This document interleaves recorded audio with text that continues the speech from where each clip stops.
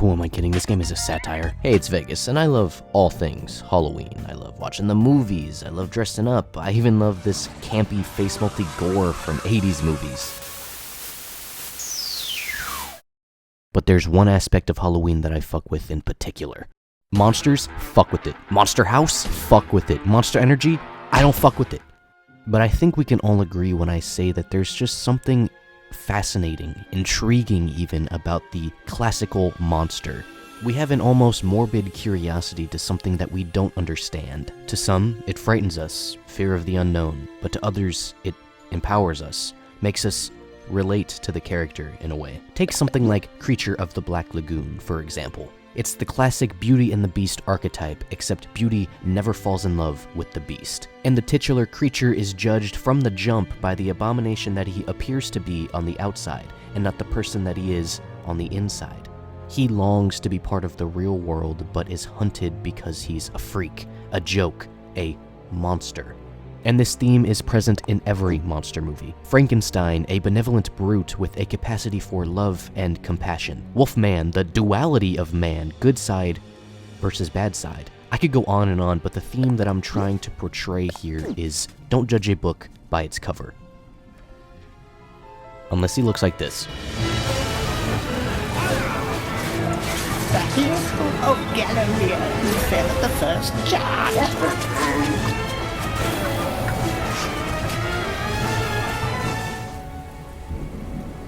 All that just to go full circle. MediEvil, or MediEvil, however you want to say it. Look, I promise I can spell. This is a game that I grew up with. Now, I should clarify, there are 3 versions of this game. The original on the PS1, the remake for the PSP, and the one we're talking about today for the PS4. I had the PSP version. Now, this is a weird one because it's not exactly a one-to-one remake like the PS4 version is. It took some liberties, like adding new characters and new levels. It was almost a completely different game, but it was basically the same story, but made for a new generation of gamers on the best handheld console of all time, the PSP.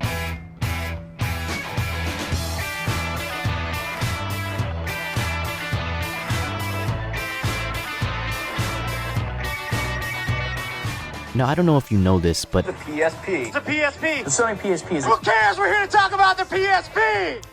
I mean, that says it all right there. This was a phenomenon when it came out, a fucking movement. But to be fair, there was nothing else like the PSP when it came out. People talked about this thing like it was going to change the world. Spoilers, it didn't, but what it did do was get a 5-year-old kid interested in video games. Now, maybe I'm looking at this through my rose-tinted early 2000s shutter shades, but fewer entertainment systems could translate a console game onto a handheld device better than the PSP. Don't get me wrong, Nintendo did it first, but it just didn't have that same level of quality that the PSP had. At the time, it felt like you really were playing a PS2 game in your hands. And could the DS download music or play movies? No, when you can watch Family Guy on a road trip on the bus in the fucking playground, do you really really need friends? MediEvil Resurrections found me at a time when I didn't know what a video game was. I was that young. I consider it a childhood game because I don't remember much about playing it. So of course when a remaster of this game came out in 2019 and I saw this dumbass face again, memories from my childhood that I didn't know I had came flooding back into my mind. Who was this unassuming one-eyed corpse, and why did I have so much fun playing his game? Well, let's find out. Take a trip down memory lane with me as I talk about a game from my childhood. A game that I haven't played since then. This is MediEvil. In a time long ago, there lived in the kingdom of Gallowmere a sorcerer named Zerok.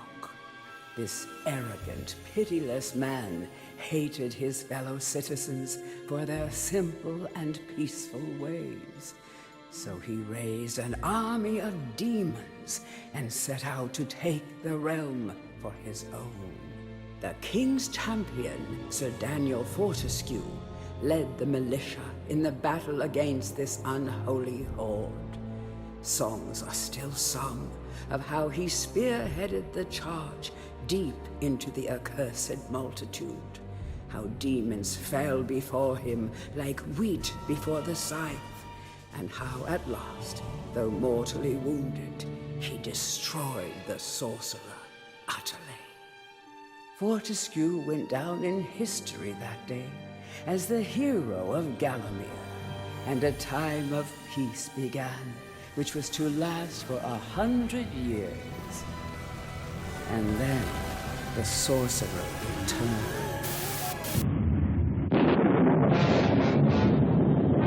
As someone who loves old zombie movies and quirky Tim Burton flicks, it feels good to play a game that feels like it's inspired by those things because, well, it is. This game originally released in the mid-90s on the PS1, a console not exactly touted for its graphics, and because of that it faced a ton of problems in development. Its level size, voice lines, and soundtrack had to be cut down to fit within the PS1's hardware limitations. Its biggest challenge was simply getting off the ground. Working under Millennium Interactive at the time, the idea for MediEvil was almost scrapped. It wasn't until Sony was pitched the idea for MediEvil and liked it so much that they bought out the studio. But it's not hard to see why the game originally was overlooked, since its main character doesn't exactly embody the stereotypical hero.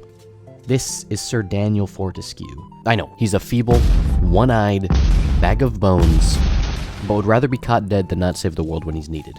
Literally. While he was an idiot in life, he can still be a hero in death, a comical theme represented in the first level of the game. The fog of war and the shrouds of time conspire to turn the arrow fodder into the savior of the day. But we knows better. The thing that I love about MediEvil is that it doesn't take itself seriously. Just look at this. What the fuck? There's a lot to love here for someone who appreciates macabre humor. And it's everywhere. The environmental storytelling hand spider, its level design, even the way the voice lines for Sir Dan were recorded. Because of MediEvil's creativity, do I appreciate its gameplay. I'm gonna be honest, for someone who loves combat in video games, this leaves something to be desired. Every high-budget single-player game coming out nowadays focus on one thing to be good at. Whether it be combat or story or, let's say, open-world games, the focus is on the open world. Most games coming out nowadays are open world. I mean, we have the technology for it now, but even a 5th generation console still has its limits. No matter how spectacular an open world is, the developers can't flesh out every nook and cranny because of the hardware limitations. It's a double-edged sword. MediEvil doesn't have that problem because it's a remake of a game that already pushed its original hardware to the limits. In remaking a game, you don't have to worry about something not working because it already did. There's nowhere to go but up. You're just improving on the things people remember fondly, and if there was something you wanted to go back and polish, you can do that. The world of MediEvil doesn't have the problem of feeling empty in some parts because if there was something missing, it was added retroactively. Making a definitive experience of a game. Stop looking at me. Granted, the levels of MediEvil are linear and rather small, but this benefits the game because every little set piece, collectible, enemy, and puzzle feels intentionally placed there, so a level never feels dull, especially with the level select straight out of the 90s, like what is this, Super Mario? If you missed something or just want to go back and play through your favorite level one more time, you can do that. This is something that I miss from modern games. games, a sort of mission select. The ability to go back and replay a part of the game without having to go through the whole story again. But even if the game didn't have something like that, I still wouldn't mind playing through it all over again because of how much I love its writing, its world, and its characters. Congratulations! You don't quite have my breeding, Mr.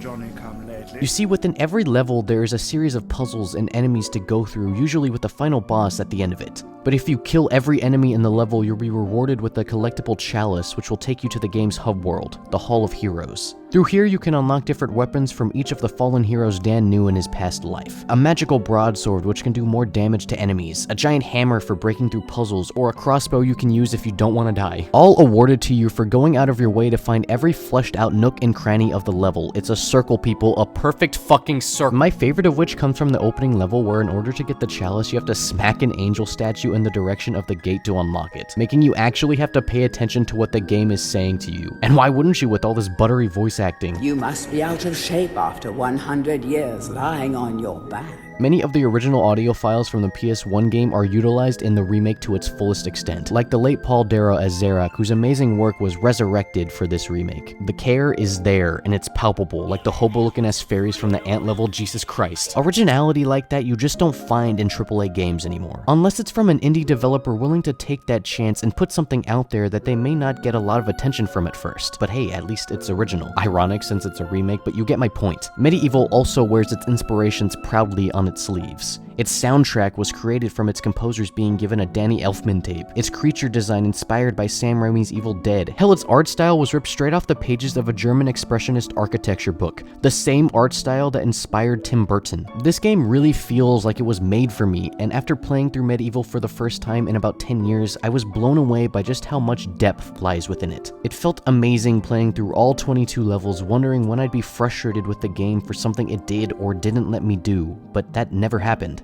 I could keep dying over and over or not be able to solve a puzzle and still never want to give up. When I finally got to the last level of the game and put an end to Zarok and his army of the dead, barely escaping with my life, or lack thereof, I felt a genuine somber feeling watching Dan being put back to rest, finally becoming the hero he always wanted to be. It felt like I was putting to bed a part of my childhood I spent so long trying to get back. So if you haven't played MediEvil, now's the perfect time to do it. The Halloween vibes are immaculate, and the gameplay is just fun as hell. So I'm not going to end this video with a clever joke. I want to do this game justice, and say thanks to everybody who worked on this game. Its creativity inspires me endlessly, and is the reason why it's one of my favorite childhood games. Thanks.